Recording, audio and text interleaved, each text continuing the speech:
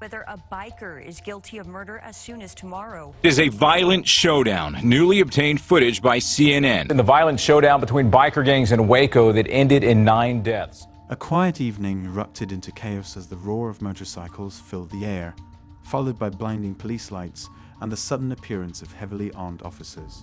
What happened next was unbelievable.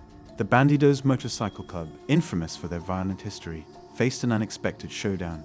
The video exposes the shocking moment when cops pulled over the Bandidos, uncovering the dark world of biker gangs. The Bandidos Motorcycle Club has a notorious history dating back to its founding in 1966 by Donald Chambers in Texas. Originally formed as a brotherhood for bikers, the club rapidly expanded its influence, growing to 303 chapters in 22 countries. Despite their brotherhood image, the Bandidos are classified as an outlaw motorcycle gang by law enforcement due to their involvement in various criminal activities. These activities include racketeering, drug trafficking, arms trafficking, assault, extortion, money laundering, murder, loan sharking, and even contract killing. The club's growth and criminal endeavors have made them a significant target for police and federal investigations worldwide. Over the years, the Bandidos have been involved in numerous high-profile incidents that have cemented their reputation as a dangerous criminal organization. One of the most infamous events was the Waco shootout in May 2015. This deadly confrontation between the Bandidos and the rival Cossacks MC at a restaurant in Waco, Texas, resulted in 9 deaths and multiple injuries. It highlighted the violent nature of these gangs and their willingness to engage in deadly force over territorial disputes. Another significant incident was the Shedden massacre in Canada in 2006, where 8 members of the Bandidos were found murdered in a rural area. This internal conflict showcased the ruthless measures the club members would take against their own to maintain control and power.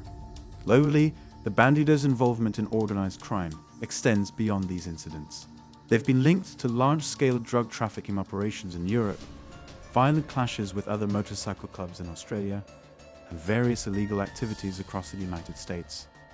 Their widespread influence and criminal activities make the Bandidos one of the most notorious motorcycle gangs in the world, constantly monitored by law enforcement agencies. It was a typical evening on the far east side of town, outside a busy restaurant, when the roar of motorcycles pierced the air. The Bandidos had pulled up, drawing attention from onlookers.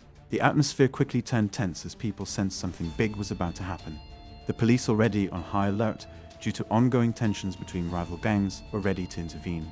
Suddenly, the flashing lights of police vehicles illuminated the scene. Officers swiftly moved in, surrounding the Bandidos. This was a well-coordinated operation. The police had been tracking the movements of the Bandidos and chose this moment to act decisively. Multiple squad cars boxed in the bikers, while heavily armed officers took strategic positions to ensure control over the situation. The number of officers on the scene was overwhelming, a clear show of force to prevent any potential escalation. As the officers approached the bikers, the tension was palpable. The Bandidos, known for their fierce loyalty and aggressive stance, didn't take kindly to being cornered. The leader, Juan Martinez, along with 2 other high-ranking members, James Heredia and Thomas DeCarlo, were at the forefront. The police demanded that the bikers dismount and submit to a search. Initially, the Bandidos were resistant. Their reputation hinged on defiance and dominance. However, faced with the sheer number of law enforcement officers and their obvious readiness for a confrontation, the bikers eventually complied. One by one, they were searched and their motorcycles were inspected. The officers found several weapons, including baseball bats and an expandable baton, which confirmed their suspicions about the gang's intentions. Just when it seemed the situation was under control, an unexpected twist occurred. Martinez attempted to pull a concealed firearm, creating a brief but intense standoff. The officers, demonstrating quick reflexes and precision, managed to disarm Martinez without firing any shots, diffusing what could have been a deadly escalation. The swift and decisive action by the police ensured that the situation didn't spiral into violence. Throughout the ordeal, the crowd of onlookers grew, their murmurs and whispers adding to the charged atmosphere. Many had their phones out, recording the intense standoff. The police managed to de-escalate the situation without resorting to force, a testament to their planning and execution. The Bandidos members were taken to custody and their weapons confiscated, marking a significant blow to the gang's activities in the area. This incident was a clear message to the Bandidos and other motorcycle gangs that their activities were under scrutiny, and that law enforcement was ready to act decisively. The community, witnessing this unfold, was reminded of the ongoing battle between law enforcement and organized crime, a battle that plays out on the streets they call home. Following the dramatic police operation, the immediate consequences were swift and significant.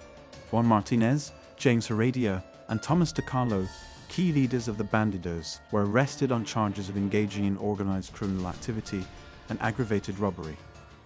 The police also seized a range of weapons during the incident, including baseball bats, an expandable baton, and a handgun that Martinez had attempted to use, escalating the situation dangerously. This arsenal highlighted the dangerous nature of the gang's activities. Injuries were reported, most notably to a 29-year-old man who was badly hurt, suffering head injuries from a baseball bat and baton. He needed stitches and treatment for bruises and swelling. The swift action of the police in disarming Martinez, without further violence, demonstrated their readiness to handle such high-risk situations effectively. The legal fallout from the incident was substantial. Martinez, Heredia, and DeCarlo faced serious charges of organized criminal activity and aggravated robbery. They were initially held on high bonds, with Martinez and DeCarlo each set at $75,000 and Heredia at $60,000. Despite the gravity of the charges, all three posted bail soon after their arrest. The court cases drew significant attention, with security camera footage and witness testimonies playing a crucial role in the proceedings. These legal battles underscored the ongoing struggle between law enforcement and outlaw motorcycle gangs, with the Bandidos' leadership directly in the crosshairs. The impact on the community was profound. Local residents, already aware of the Bandidos' notorious reputation, felt a mix of relief and unease. The arrests and seizure of weapons reassured many that law enforcement was taking decisive action against gang violence. However, the incident also highlighted the persistent threat these gangs pose. A new video released in the violent showdown between biker gangs in Waco that ended in 9 deaths. Media coverage was extensive, with news outlets detailing the dramatic events and the Bandidos' extensive criminal history. Public opinion was largely supportive of the police, with many expressing hope that such actions would curb the influence of the Bandidos and restore a sense of safety to their neighborhoods. The police action against the Bandidos in El Paso is part of a broader, ongoing effort by law enforcement to combat gang activities. Across the country and worldwide, law enforcement agencies are constantly working to disrupt and dismantle the operations of motorcycle gangs. These efforts often involve coordinated operations, undercover investigations, and multi-agency task forces.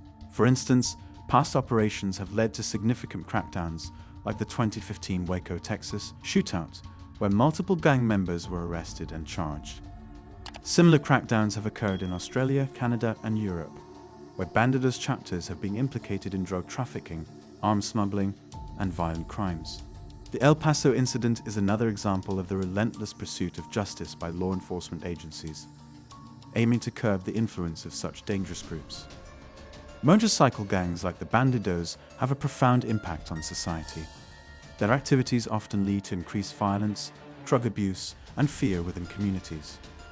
The presence of these gangs can destabilize neighborhoods, leading to higher crime rates and a general sense of insecurity. The influence of these gangs extends beyond their immediate actions, fostering a culture of intimidation and lawlessness. However, community vigilance and support play a crucial role in combating organized crime. Residents' cooperation with law enforcement, reporting suspicious activities, and participating in community policing initiatives can significantly weaken the grip of such gangs. It's essential for communities to stand united against the threat posed by motorcycle gangs, support law enforcement efforts, and foster a safer environment for everyone. The recent action in El Paso serves as a reminder of the ongoing battle against organized crime and the need for collective efforts to ensure community safety. Law enforcement and community awareness are crucial to keeping our neighborhoods safe from gang violence. What do you think about the role of motorcycle clubs in your area? Share your thoughts in the comments below. If you enjoyed this video, don't forget to like, share, and subscribe. Hit the notification bell to stay updated. For more thrilling stories, check out our other videos. Stay safe and vigilant.